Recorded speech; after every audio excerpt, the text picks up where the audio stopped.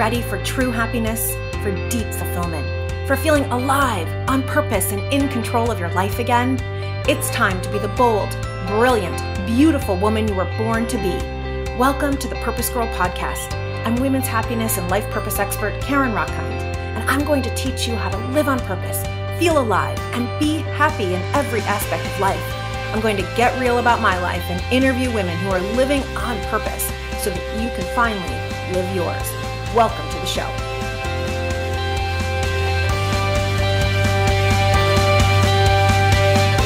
The number one reason why people call me for coaching is disliking their jobs. They just say, I'm unhappy in my job, I don't like my job, I'm not doing what I'm supposed to do. And so often when we start to dive into it, what's going on is that they don't feel valued. They don't feel appreciated. They don't feel like their strengths are really honored. And then when I go back to my own days in corporate, I remember being part of such a great team, people I loved. And yet we didn't really have great processes around how to interact with each other. We weren't being super positive all the time. We weren't trying to pump each other up and getting all excited.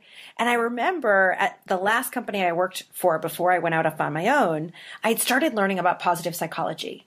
And so I said, let's start every meeting with a win. And a couple of people started laughing, literally laughing at me.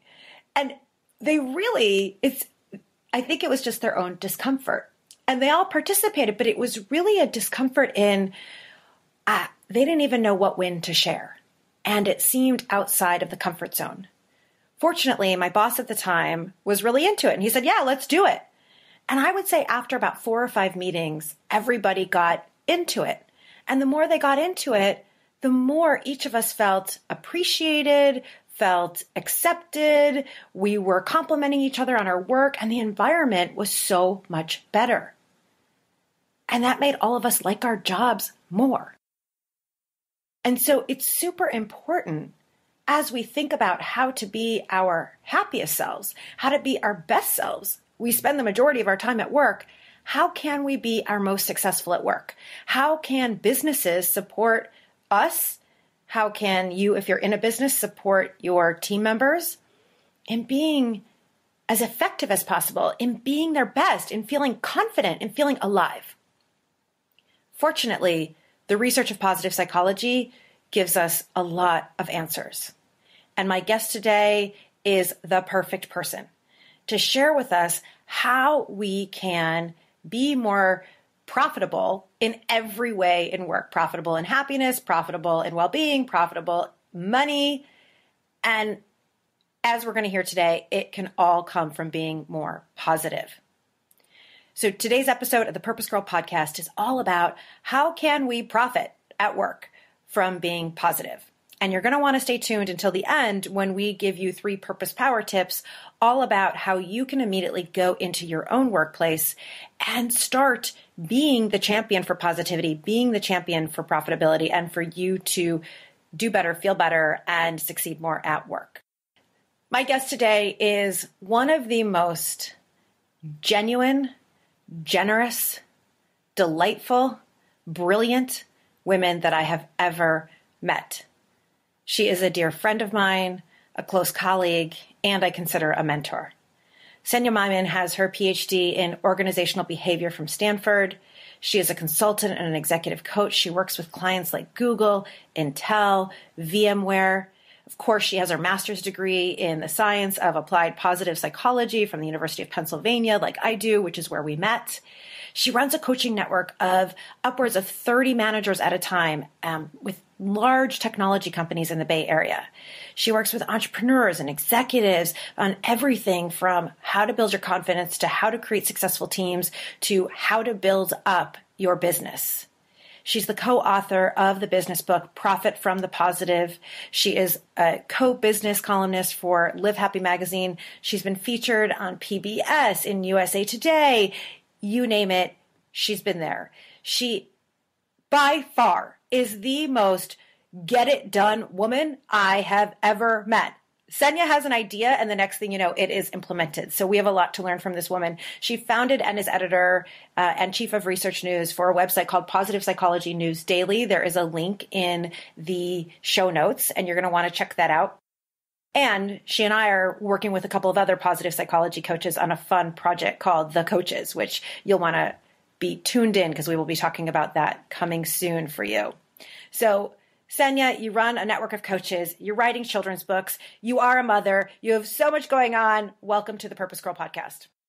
It is such a pleasure to be on with you, Karen. I'm so delighted that, as you said about me, I feel the same way about you. You're a close friend and a close colleague. And it's so fun to be doing this podcast together. I've listened to your podcast. I'm a fan of your podcast, and I'm finally on your podcast. Yay! I am so excited for you to be on. You knew about the Purpose Girl podcast before there was a Purpose Girl podcast. And I said to you, if I launch this podcast, will you be a guest on it? I remember. And you immediately, you were one of the first people to say, yes, I will be on. So I'm so honored and excited to have you on. There's so much I want to talk about. The first thing is, when I think of you, I really think of you as a woman on purpose. You're a woman who is clear about who you are and why you're here, and you're out there doing it. So how did you get where you are? I actually like that demarcation, a woman on purpose. That made me sit up a little straighter and plant my feet a little firmer. And it also made me think of the parts where I am a woman on purpose, because we all have different parts of our lives. Parts where I feel they're so messy, they're just tangled wires together today. And then parts where, no, these things are moving forward. So thank you. I like that. That is a new distinction I think I should start calling people. A woman on purpose. Yeah. Yes. Come to my podcast, because you are a woman on purpose. I love this. Yes. Yeah. And by the way, all of you out there, I actually love what you just said, Senia. Being a woman on purpose doesn't mean that we have everything buttoned up. I mean, please, any of you who could see me, it's hilarious. Senia and I are on video right now, and I am taping this in my basement because when I was taping in a prettier room, there were birds that you could hear on my podcast. And so sometimes things are a mess, and that's okay. And we have to accept the mess. So regardless, you still can be a woman on purpose, and you are. So how did you get here to the point where you've written this incredible best-selling book, you are writing children's books, you're coaching executives in the Bay Area at these huge companies, and you're such a genuine, beautiful person. How did you get here? Thank you. Thank you, Karen. I think when I think of that question, how you're asking it, I think of growing up with my parents probably between ages 7 and maybe 14, all of the time, but especially at that time. And we did a couple of things in my family that were very normal to me, but now I think maybe not everybody did this. When we were growing up, it was my parents, me, and one brother who's 2 years younger. Later, my parents had 2 other kids as well, but I'm thinking of the time when I was between 7 and 14.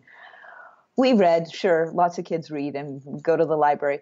We went to a lot of yard sales for some reason, kind of a fun thing to do. We sometimes even gone to open houses just for fun, even when we haven't been in a mode of needing to, or wanting to get a house. So we went to yard sales and we just got things that seemed interesting. We got a lot of books, and we got books like Napoleon Hill's books and Dale Carnegie's books. And I was a teenager and just reading through them and thought it was interesting to start to look at why people do things. I didn't know this could be called psychology or the study of influence. I just thought, oh, this is really interesting. Somebody's trying to figure out what someone else is doing. And at the same time, my parents and my brother and I used to go hiking. We did it when my 2 younger brothers were born as well. And when we went hiking, my dad did something really funny that I'll have to start implementing with my kids as they get older too. We'd go on a hike, and then in the middle of this hike, I tend to stop for snack breaks with my kids, but my parents would stop for almost maybe lecture breaks. So they'd stop, and my dad would say, "Okay, so here's something I've been reading," and then he'd draw on the ground, maybe like a circle with 4 quadrants, and here's what I've been reading, and it might be nothing. My dad's a mathematician, and then after that, a trader and quantitative person, but it might have nothing to do with that. So here are 4 different ways of looking at people. What do you think? Which one are you? Is this? And it just made me think about things and what's a fit and what's a direction for me. So I really love these weekend digression lectures that we would have with drawings with sticks in the ground, and then also reading books that weren't related at all to what I was learning in school. And I think those couple of things made me start thinking, what's an interesting direction? What's an interesting direction for me? And I don't know if I've ever talked to you about this, Karen. I sort of think of people as goals people or direction people. And that's a very loose term. Some people really love setting specific goals and going after them. That's not me. I'm a direction person. So for example, you and I, with 2 of our colleagues, are working on a show called The Coaches. We hope we'll start releasing them soon. But that's a direction. I knew I really liked you and our 2 other colleagues. And I knew I really wanted to talk with you, with the 3 of you. I had no idea. Remember, we had no idea what format. Right. Even. Right. We sat down and said, what could we do together? Mm-hmm. Yeah. What would be fun? So there's a direction that seems like it's calling or like it's a nice pull. And that's kind of the background, but I think that's what's led me to positive psychology. It's what had led me to math before. It just felt interesting or fun or a problem to solve.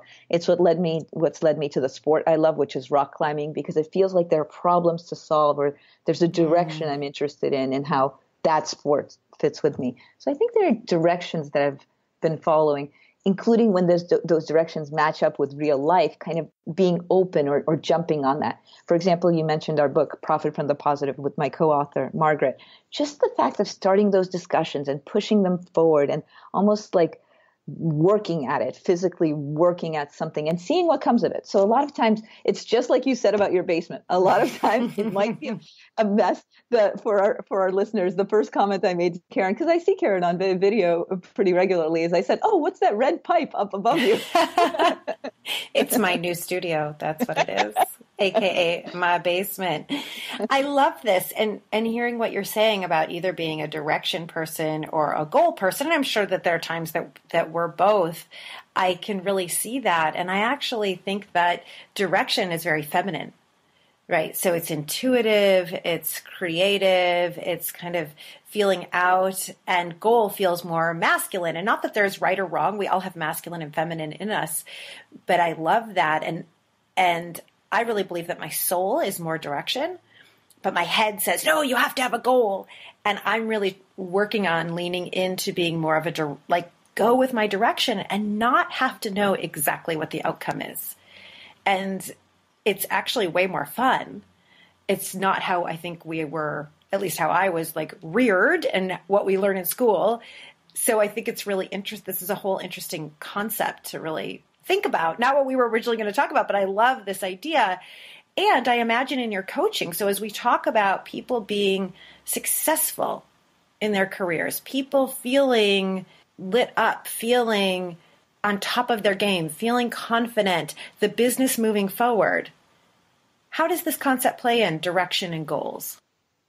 Oh, I think that's lovely. I think that's just lovely. There's a word that you used as you were describing direction where you said direction may be more intuitive. Mm-hmm. And I think what's funny is if I tell friends, oh, my parents met at math grad school and they were both mathematicians and then they went in a little different career directions, people think mathematicians must be very logical. Mm. But actually, I learned a lot about intuition from both my mom and dad. And I think it's intriguing to follow your intuition or think, what is that intuition trying to tell me, even when you may not know. So there's something about how you talked about direction and intuition that works for me. It feels like a nice, tight link. And turning it back to coaching, how might direction or goals fit with coaching? This even reminds me of your opening story where you said clients come to you and they say, I'm dissatisfied with work. I don't like this. This isn't working. And what's interesting is I think it's lovely that people have that self-awareness to know that intuition. this isn't working or that's not great. Mm-hmm. What can I change? And they come to you and they say, something's just a little bit off, because then as a coach, you can help them unravel that. Right. You can help point them along that direction. Right. Now, I know for your book, you and Margaret Greenberg and Profit from the Positive is an incredible book, and you all can find the link in the show notes.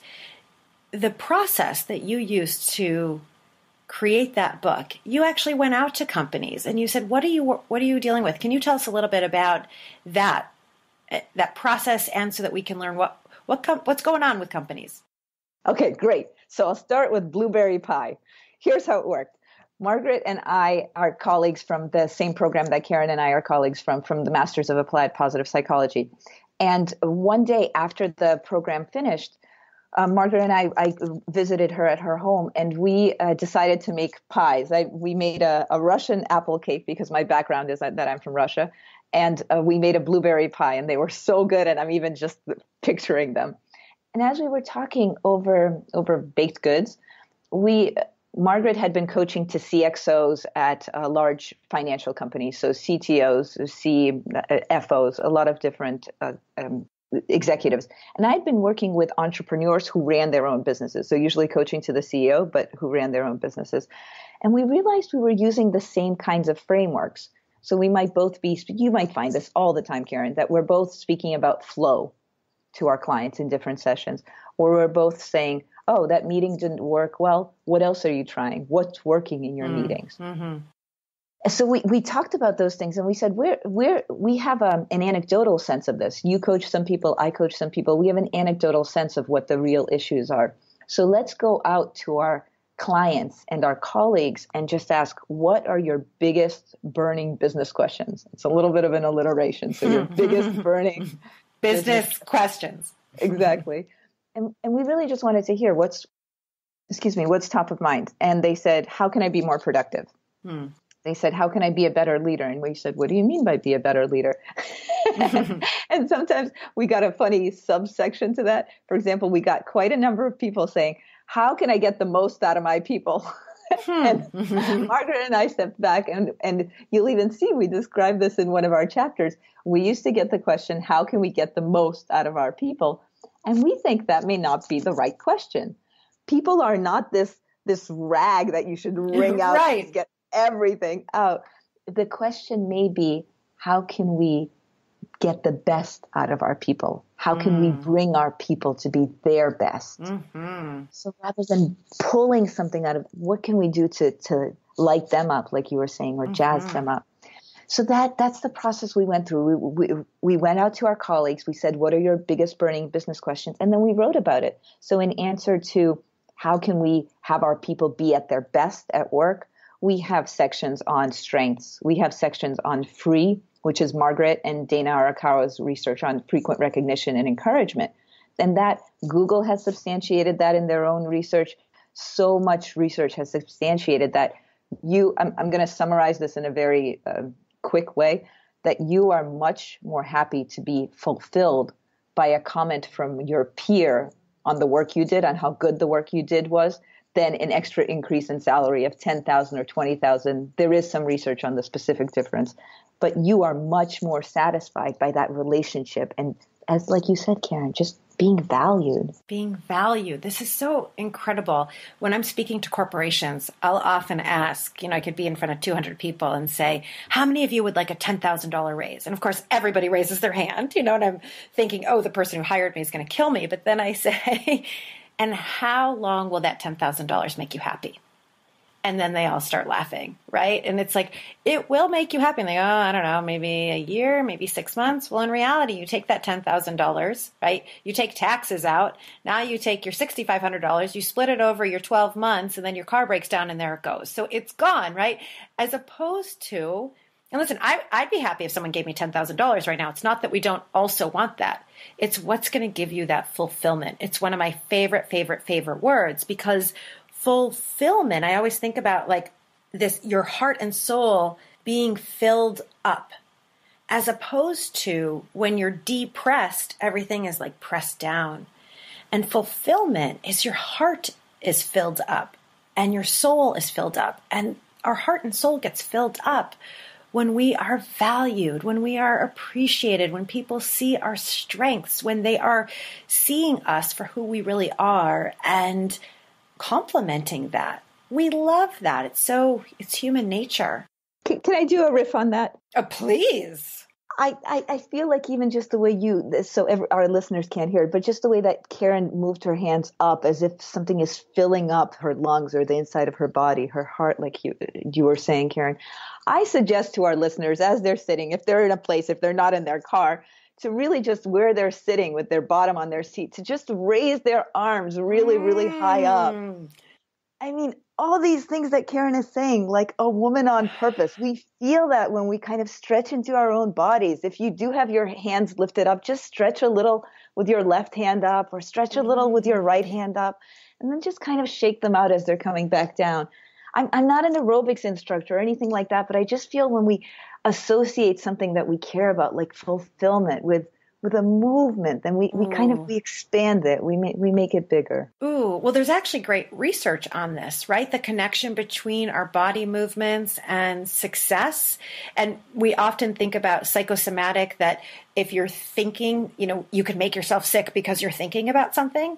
Well, the opposite they have found is also true. And I don't have this research study in front of me, but if I'm remembering correctly, that when we take our arms and we make a movement like that, where your arms are full and it's open, and now you associate that with the word, your brain actually starts believing that you are more fulfilled.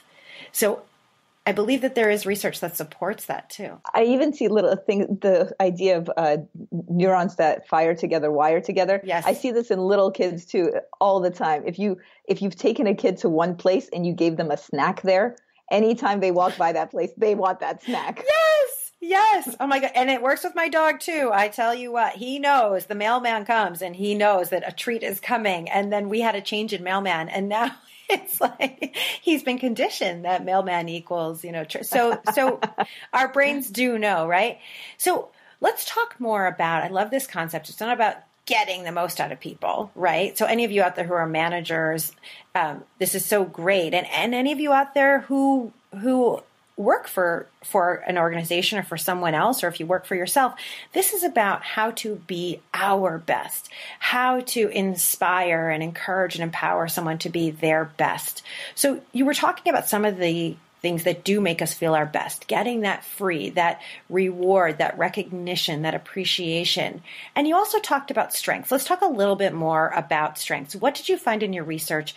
What do you know about strengths, and what are they? I actually haven't talked about strengths much on the PurposeGirl podcast, so let's talk about it. So for anybody listening who has not done a strengths assessment like the VIA or the Strengths Finder, here are 3 questions you can ask yourself. I think they're on page 79 of our book. We go there all the time. 3 questions you can ask yourself to think, what are my strengths, even in the moment? What really jazzes me up? What energizes me? What am I good at? And what do other people usually tell me that I'm good at? I love this.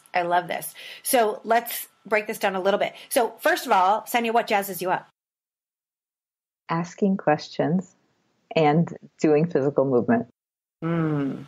I love that. And what do other people tell you you're really good at? Organizing groups. Yes. This woman, I'm telling you. Yes. I've seen it many times.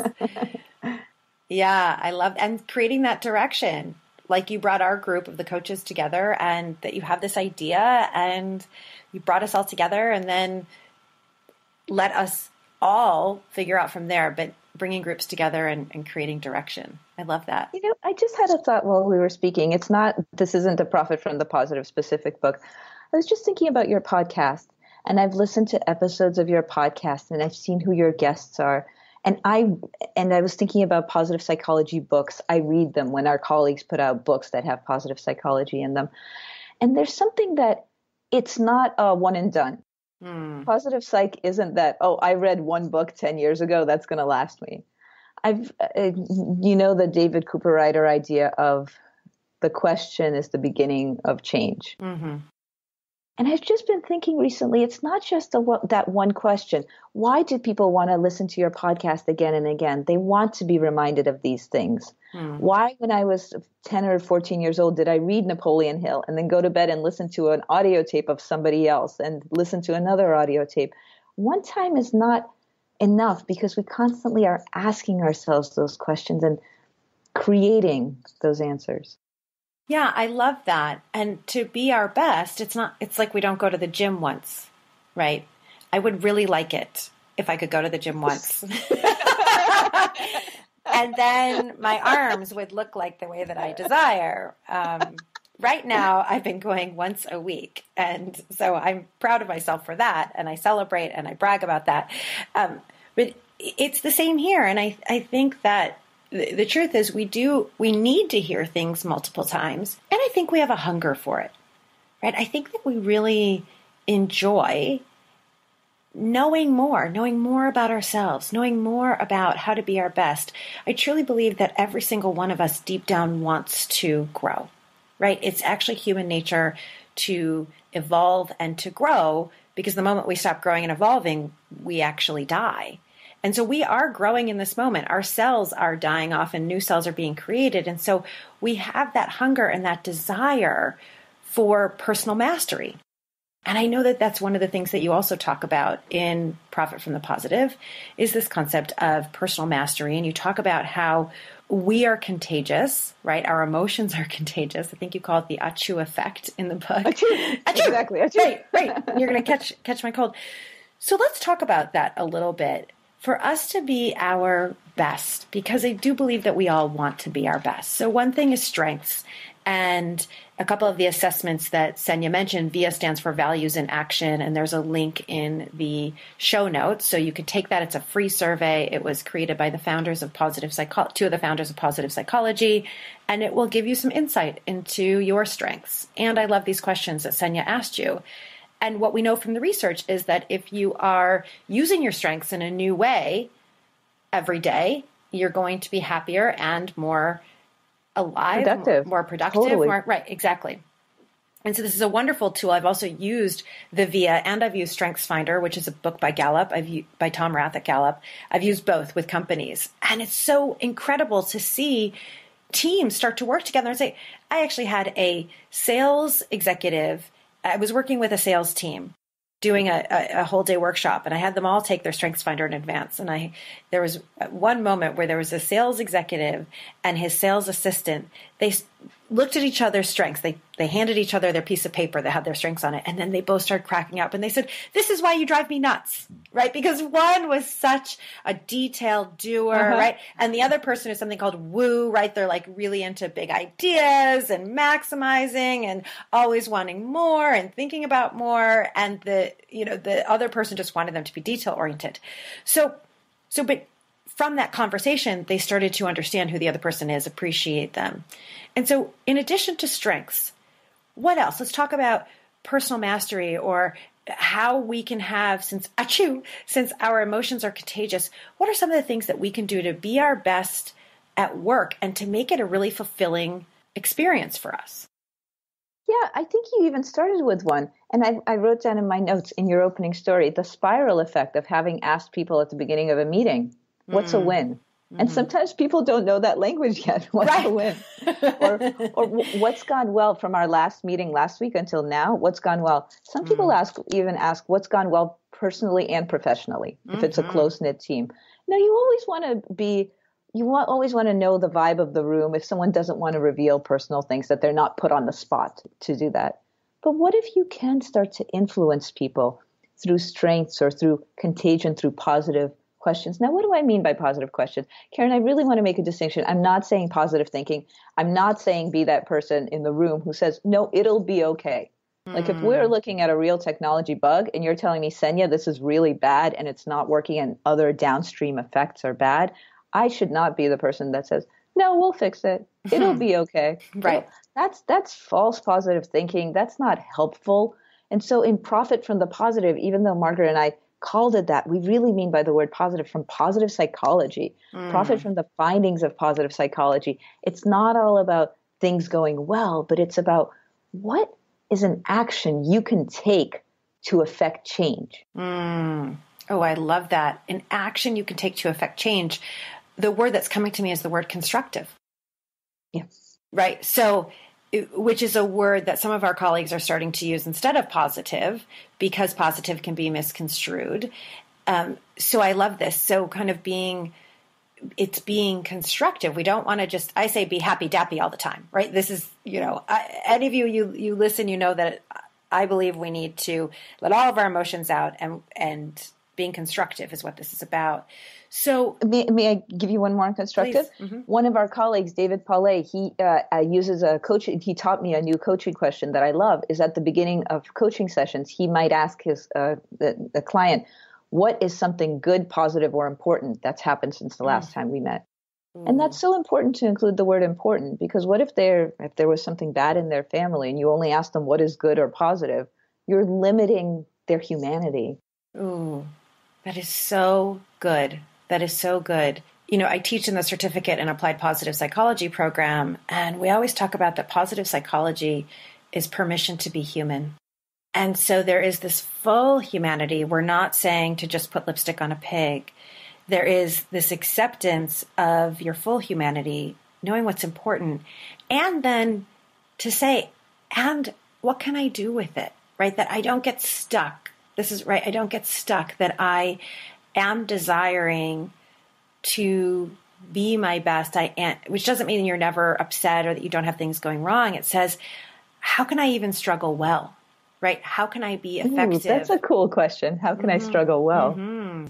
And we talked about strengths earlier, but what's interesting is as people learn, what am I good at? What do others observe me being good at? They can start asking that question again and again, especially in tough times. So if I'm having a really lousy day and 4 meetings have gone badly, how can I use my strengths in my next meeting? Or how can I use my strengths to starting tomorrow morning again? Yeah. How do you struggle well? How do you struggle well? How do you struggle well? It's a great question. And I'm trying to remember if that was Chris Peterson who said struggle well. I know that it's something we talk a lot about in CAP. And when I look at struggling well, the fact is that so many of us have been through so many traumas, right? This is a little bit off topic of work, but I'll bring it back to being your best at work. You're going to, in the middle of having whatever job you have, unfortunately, we're going to have family members who become ill. We're going to have divorces, or we're going to have personal traumas. Maybe you get held up at gunpoint. I mean, I've been held up at gunpoint. There are going to be really difficult things. And a huge piece, if we sweep it under the rug, eventually it comes back, right? Like it's going to kind of bubble up then as anger and usually then out at somebody. And a big piece I always come back to is self-compassion, self-love, and then using some of that pain for purpose and saying, when you're ready, you have to go through a grieving period, but when you're ready, what does this tell me about my strength? What does this tell me about my courage? What does this show me about how I want to be in the world? Yeah, that's a really clear reframing. And when we think about coaching clients who have come to coaching, sometimes they'll come to coaching and they say, I should have thought about moving my career forward 6 months ago or a year ago, or I really needed to have started working on my executive presence earlier. But you're here now. You're here today. You're doing it. You're taking action. Yeah. It seems so simple, but it's also true, because we can beat ourselves up so easily, but you've taken the first step. We're in this session together because you're here. Yes, I love that. And all of you listening right now, if you are someone who beats yourself up, and I claim to be a recovering beat myself upper, so I'm working on it every single day. This is why I love daily celebration, right? Rather than the beat yourself up for what you didn't do, celebrate what you have done, where you are, and that you're showing up, that you're listening to this podcast today, that you're doing something for yourself. So there's so much I can talk to you about, Senia. One of the things I find so inspiring about you in particular, so many people talk about ideas and dreams, but you actually do them. You are a doer. What advice do you have for people who are out there that they're sitting on an idea? Like you had an idea to bring the 4 of us together for some sort of TV video concept. and you had an idea for a business and you made it happen. So anyone who's out there and they have an idea, what do they have to do to actually start doing? I think about this all the time. Do you realize how good you are at it? Oh my gosh, Karen. So for all the 5% that you see where I have executed, there's probably 90 under the iceberg are so many that are still waiting to be born. They will be, though. This woman, I mean, I'm telling you, everything I've already told you about her. I didn't even tell you how many languages she speaks. It's like 1,000 languages. And she's writing children's books right now while mothering 2 children herself. So here's what I think. I think you have to figure out what works for you. It's actually such a great positive psychology question. For example, for me, I might say, what's worked in getting positivepsychologynews.com off the ground over 10 years ago? And I think, okay, when I reached out to 20 colleagues and say, hey, we haven't written a map homework assignment in about 6 months. Are you interested in writing any essays about positive psychology? And a bunch of them coming back and saying, not all of them, but a bunch coming back and saying, yeah, I'd actually like to write, do some writing. So then I said, let's get it together. Let's make this, it's like a group blog, but we're going to call them articles. We're going to be all formal. We'll call it Positive Psychology News. We're all writing. And now we're at 1,500 articles. So I think what I'm trying to say is I look back at that. Like now I think about, I want to get Karen, Stella, Val, and me together on video and do something. We'll call it we didn't even know we would call it the coaches. No. How do we get together? But then I think, what did I do before? I asked if there's interest. I checked. I tried something. So with you guys, I asked if there's interest. We tried. Remember all of those times that we tried? We threw them out. We had to throw a lot of things out. So for that, but that's my way. So my way is I check. I do a couple of steps. I check. I do a couple of steps. But somebody else's way may be another way. I rely on, do you know Gretchen Rubin's The 4 Tendencies? I don't. It's, I think, her most recent book. And she says people are in one of 4 different categories. For me, that was helpful. Which category you're on, like what motivates you to actually take action. So for me, external motivation is very helpful. Having other people to whom I'm accountable, that we all meet, that we do something regularly. That's important for me. For other people, setting specific goals is important. For other people, going against the grain, that they're not doing what is conventional. So whatever is your thing, that's one way to figure out your method. But I think that the best is a positive psychology. Like, let me ask you, when are you most effective at getting something into implementation? I'm most effective at implementing when I think about what will happen if I don't do it. Beautiful. Yeah, that has been time and again. Thank you. I hadn't even thought of that until you just asked the question. If I really start thinking about what's going to happen to me personally, emotionally, if I don't ever write a book and I see everybody else write one, and I even see people write about the things that I talk about, I will feel so horrible about myself. I will kick myself. And then it's like, okay, forget it. I'm just getting this book out, right? And the podcast, I sat on doing this for 2 or 3 years because I was afraid it wouldn't do well. People wouldn't like it, right? And I'm sure some of you out there probably can relate to that. And then it was like, oh my God, if I don't do this, I'm going to feel so bad about myself. Let's go. So what is it? Is it you wanting to be good to your future self? Yeah, that's a really beautiful, positive way to say it, because I think where my brain went is to the negative of, I don't want to disappoint my future self. But really it is, I want to live to my full potential. When you were saying the 3 questions about strengths, I thought to myself, well, what jazzes me? What jazzes me is seeing a woman in her brilliance. Like me seeing a woman who is just, she's confident, she knows what she's doing, she's going after her dreams. And confident, by the way, doesn't mean no fear. Like she's scared shitless, but she's still doing it and she's putting herself out there and she's going for it. Like that jazzes me. The idea of then there being a room. I spoke to somebody today about us creating an event of 300 women who are all like on their feet and committing to go for it. Like that jazzes me. If you could see my hands now, everybody, you would just see my whole body is shaking. And so I know that I can do that. And that's the potential. That's the purpose that God, universe, goddess has given me. And I really think what that is I want to live up to that for myself and for people out there. And there is kind of a negative motivator there that if I don't, and that's just me, If I don't, I will beat myself up. And I've done that enough in my life.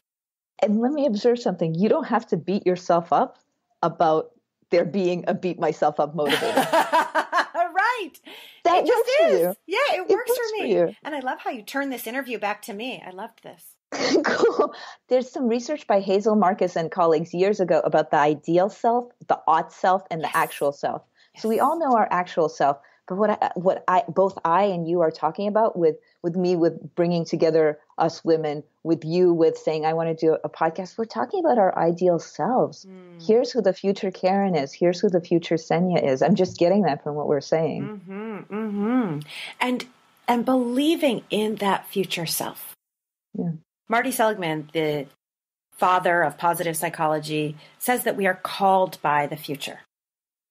And where so many psychologists, we sit down, you go to a therapist, you sit down, and it's all about your past and what was wrong in your past. I've heard him say that rather we are motivated every single day to take action based on what our future self wants us to do. And it's such an incredible concept. To me, it really boils down to purpose, that we're being called. And if we think about the highest and best self that we can possibly be, then we're going to take different action in this moment. I mean, even last night, I made such a healthy vegetarian dinner, and then I was dying for chocolate. And there was that little voice inside of me, and who cares? I mean, I eat chocolate all the time. But there was a voice inside of me that said, eat the chocolate, eat the chocolate. And another voice inside of me said, you had dessert last night. You're going to have it this whole weekend. My parents are coming. And you're going to feel really good if you actually don't have it tonight. And so it was like this being called by the future. And there are some nights I say, no, I'm really going to feel better if I have it. Right. But so there is this thing. So how do we bring this back to work?